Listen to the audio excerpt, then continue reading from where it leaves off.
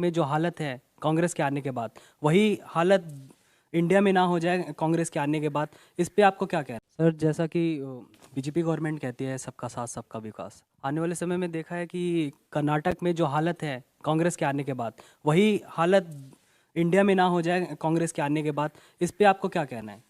कर्नाटक में क्या हालत लगती है आपको? सर, नारे लगते हैं, उसके बाद पाकिस्तान के जो फ्लैग्स आजकल हमने देखे हैं लहराते हुए कर्नाटक में कांग्रेस आने के बाद, भारत में भी यही ना हो जाए आगे हो सकता है, क्या पता अगर कांग्रेस आ गई जैसे पहले था। नहीं, अभी कुछ एक तस्वीरें जो वहां आई थी कि औरंगजेब का जो है कटआउट लगा हुआ था कुछ एक जगहों पर, या वो तलवार का कटआउट लेकर के जो है रैली या एक मार्च सा निकाला जा रहा था, शायद उसकी ओर इशारा कर रहे हैं। बेसिकली माइनॉरिटी अपीजमेंट क्या कर्नाटक में माइनॉरिटी अपीजमेंट का इशू है, लेकिन इसको जनरलाइज करके नहीं देख सकते। कर्नाटक में भी जो हो रही है वो इक्की दुक्की घटनाएं उस तरह की हुई हैं, लेकिन माइनॉरिटी अपीजमेंट का एक बड़ा इशू है जिसको लेकर कांग्रेस हमेशा से लड़ाई लड़ती रही है। लेकिन अब तो ये हो रहा है कि कांग्रेस भी माइनॉरिटी अपीजमेंट से कभी दूर रहना चाहती है, कभी उसके पास आना चाहती है। तो अभी वो खुद भी कंफ्यूज हैं कि कांग्रेस जो है किसके साथ जाए, क्या माइनॉरिटी के साथ वो जाना चाहती है या नहीं जाना चाहती। जिस तरह से अभी प्रधानमंत्री ने जिक्र किया और उसके बाद कांग्रेस सामने आई, उन्होंने बार बार ये सफाई दी कि नहीं, हमने तो ये बात ही नहीं की कि माइनॉरिटी को पहला हक मिलना चाहिए या नहीं मिलना चाहिए। तो इसलिए वो माइनॉरिटी अपीजमेंट को समझ गई है कि हिंदुस्तान की राजनीति में अब माइनॉरिटी अपीजमेंट नहीं चल सकता है। लेकिन हमने आप दो दिन पहले इसी सर्वे से एक हिस्सा निकाल करके दिखाया था, कितने परसेंट लोग जो हैं वो प्रधानमंत्री बनाना चाहते हैं नरेंद्र मोदी को या राहुल गांधी को? 52%, 50% से ज्यादा, 52% मुसलमानों का रुझान जो था वो राहुल गांधी की तरफ था। तो कांग्रेस प्रयास कर रही है नहीं कर रही, लेकिन उधर से इसीलिए वो कंफ्यूज है। नहीं, वो उसका एक और बड़ी वजह है, क्योंकि वो आपने देखा कि नरेंद्र मोदी जी को सर्वे में 3% वोट दिया माइनॉरिटी ने, तो वो एक एंटी बीजेपी थॉट प्रोसेस है माइनॉरिटी का, कि जो किसी भी हालत में, जो आपने उसका जिक्र किया था कि सरकार की योजनाओं में 30% हिस्सेदारी है, जितनी भी लाभार्थी वाली योजना है उसमें 30% हिस्सा माइनॉरिटी को मिल रहा है, लेकिन उसके बाद भी वोट 3% मिल रहा है।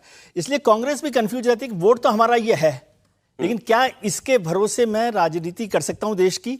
अब चलिए, इन्होंने कर्नाटक की चर्चा छेड़ी तो हम आपके सामने कर्नाटक का सर्वे रखते हैं। कर्नाटक की 28 सीटें, 2019 में बीजेपी ने बड़ा जबरदस्त प्रदर्शन यहां पर किया था, 25 सीटें इसमें से जीती थी। इनफैक्ट 26 मानिए, एक सीट जो थी उनकी सहयोगी की थी। और वोट शेयर देखिए कितना इस बार बनता हुआ दिखाई देता है। BJP 44%, Congress party 40%, JDS 11%। BJP और जेडीएस का अलायंस घोषित हो चुका है कर्नाटक में, ये मत भूलिएगा। जुलाई में जो सर्वे हुआ था तब से और अब में इतना अंतर आया है यहां पर, लेकिन भावेश ने जेडीएस का वोट शेयर आपको अलग से बताया है। और सीटों में अगर आप बात करेंगे तो अगर आप इन दोनों वोट शेयर को जोड़ दें तो 55% वोट शेयर एनडीए का बनता है। सीटों में बीजेपी की 16 सीटें, ये 2019 से 9 सीटें कम है। कांग्रेस पार्टी को 10 सीटें मिल सकती हैं, सीधे 9 सीटों का जंप है।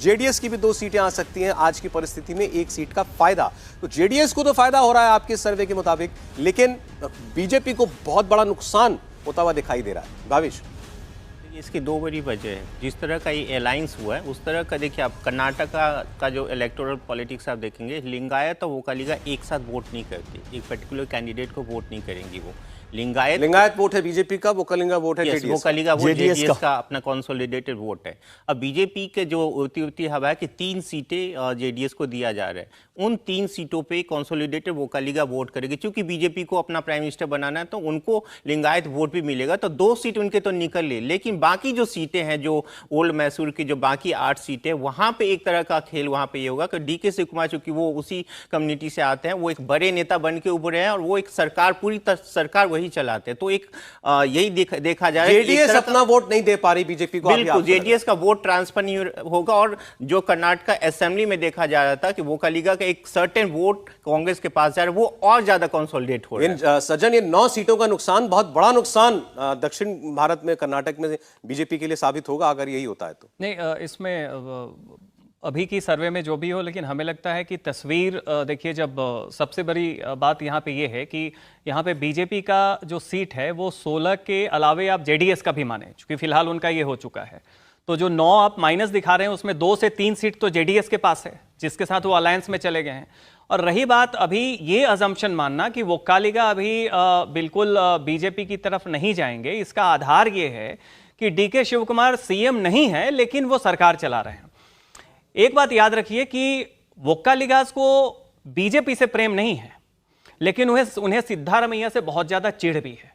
और बात वही है, जैसे आप देखें शरद पवार जब किसी मराठा को उनके ऊपर दोषारोपण करते हैं कि इन्होंने बिट्रे किया है कॉज को, तो कम्युनिटी में एक सेंटीमेंट होता है। जब लोकसभा की बात आएगी, जब देवेगौड़ा खुद फ्रंट पे आएंगे, उस समय सिद्धारमैया को वो हमेशा इस तरीके से अपने कम्युनिटी में प्रचारित करते हैं कि इन्होंने बिट्रे किया है।